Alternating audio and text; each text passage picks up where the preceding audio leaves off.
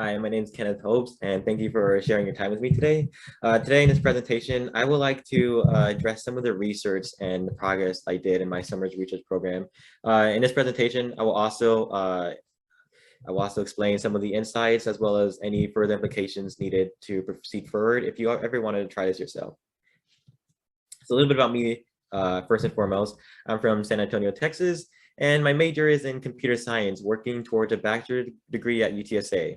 I've also previously mentored at the Coder Dojo Collaborative, which is in San Antonio, and that is how I first came in contact with the NRAO, as we were in a partnership where I mentored the Raspberry Pi to children and for under the age of 7 through 19 for about 3 or 2 years.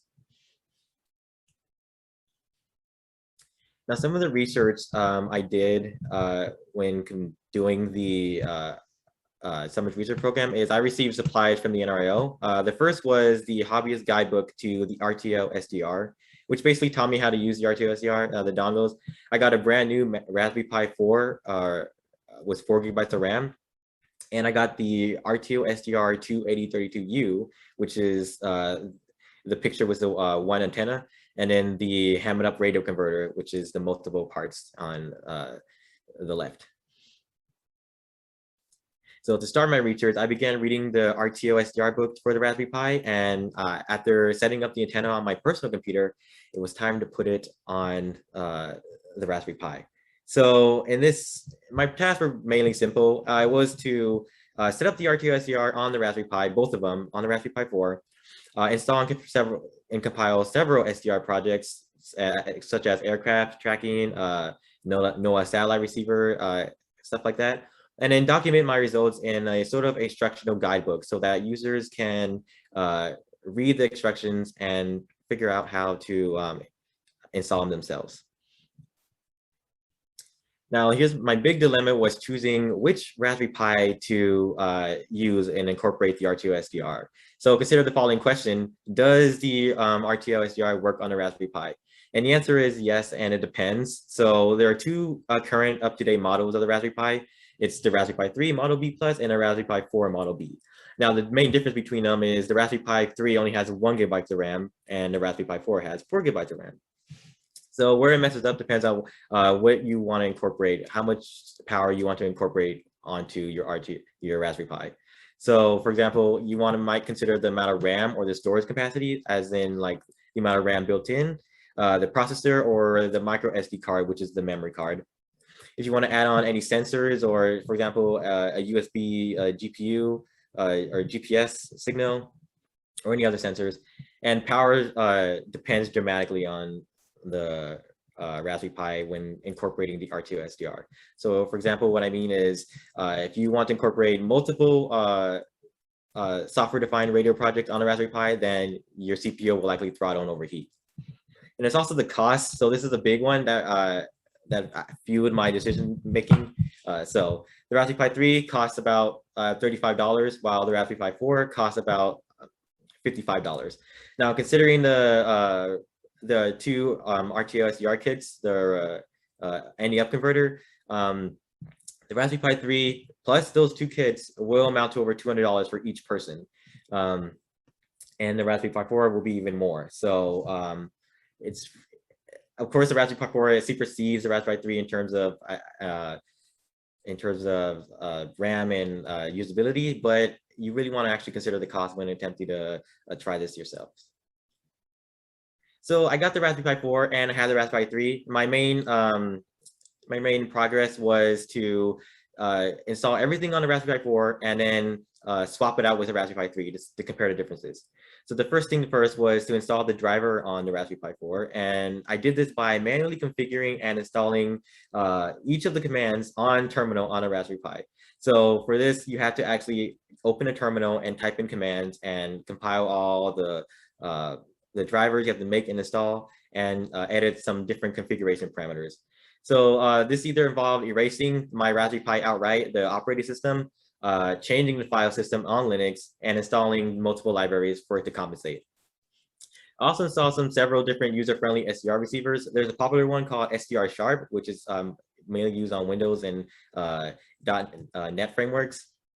But I installed a basic user-friendly one called cubic SDR and multiple, just so you can it can compensate for the loss of processing power that you would mostly likely find on a regular computer.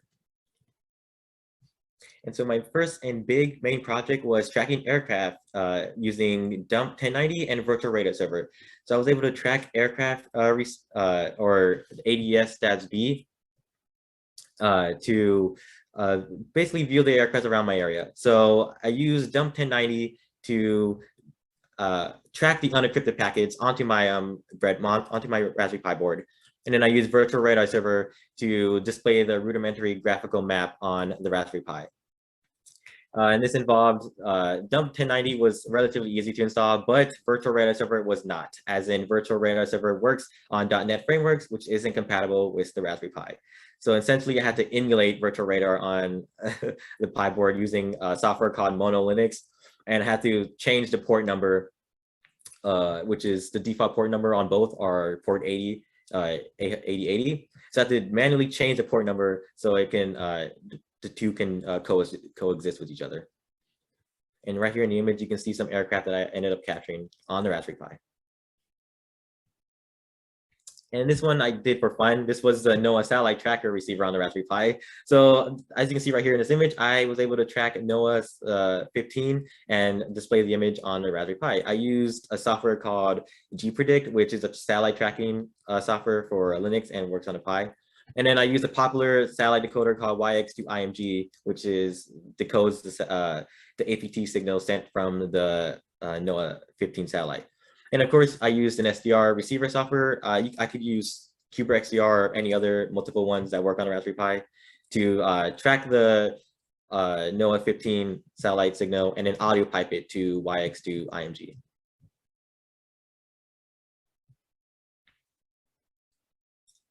And so I also received tracked aircraft from the ACAR, or Aircraft Communication Addressing Reporting System. And this is a communication protocol that is sent between ground stations all the way up to the aircraft in the sky. So any messages such as weather alerts or news updates are sent from the ground stations in the sky to the aircraft. And I installed, similar to dump 1090, I installed a similar software called ACAR Deco 2. And then again, once again, I use virtual radar server to display the message and the picture of the aircraft. And this is really interesting for me because I just wanted to see what was around, what was flying around me, what messages were being broadcast and transmitted to in the sky. And this is the one where I had the most fun, networking on the Raspberry Pi using the RTO SDR. So as you can, the fun thing about networking on Raspberry Pi is that you can transmit via a remote server or at home or your office. So in the case of the RTO SDR, there are several software to use. RTO_TCP, you're able to remotely control your frequency via the internet, say at home, office, or any other location in the world, really, throughout the internet. So I use Spy Server, which is used in conjunction with SDR Sharp. And I was able to place my Raspberry Pi, you see in the picture right here, this is my Raspberry Pi on San Antonio, Texas, in a Spy Server map. There are multiple frequencies across the map, and mine says Ken with the receiver RTO SDR. And this allows people to, if you wanted to connect to a different frequency across the globe, you simply connect to a Spy Server via your Raspberry Pi from home, and you'll be able to listen to different frequencies. And there's also another similar software called WebXR, which performs similarly. You can add multiple users into a server, and you can interact with the RTO SDR on it at the same time. So this is really a really good idea if you're somewhere in a location where you just don't have all the access to material. You have a Raspberry Pi, but you don't have a lab or any equipment, and you have the RTO SDR. Well, you have an internet connection, and you can view other people's frequencies across the globe. And so my final project was to compile all of my findings on all of my documentation, instructions, and everything into a PDF-like ebook. So I used Adobe InDesign, where I was able to create a table of contents and spread pages, which allow the words to carry over to the next page, sort of like a regular book.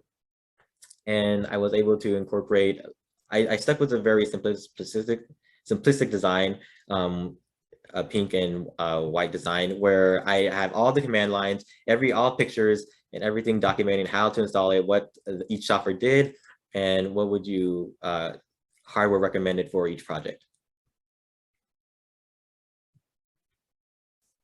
So there's things to know that lesson learned. There's some things you know if you ever want to attempt this yourself. So first off, you should have a basic understanding of Linux, the Linux file system and administration, because everything you're going to be using on the Raspberry Pi with the RTOSDR does require Linux, and even basic applications such as CubeXDR had to be installed on Linux. Any additional add-ons, i.e. sensors or modules, should be installed on a USB hub, because there's only 4 USB ports on the Raspberry Pi, and the RTOSDR doesn't really allow space for other devices connecting to the Pi. Fan or heat sinks. So the more things you have on a Pi, the more your CPU will throttle and the heat, or the more power you're using. So this will severely limit your impact your performance. So you should have a fan or a heat sink so you can drive the heat out, or you can cool down your Raspberry Pi. And so here are my takeaways. I had an advanced knowledge towards the Raspberry Pi doing this experience. I am proficient in Linux file administration now, because it kind of forced myself to actually use the command line and it's compile and configure multiple parameters. So my proficient in Linux file administration had greatly improved. And I gained valuable experience towards this, because I never heard of the RTOSDR or software-defined radio, and I can definitely see this as I progress towards my career. And so thank you, everyone. Thank you, the NRAO staff, for providing me with the resources for me to achieve my summer research program. Thank you for the opportunity. This was the greatest, this is a great takeaway for me to learn as I progress towards my career. And I really feel like this is a valuable experience.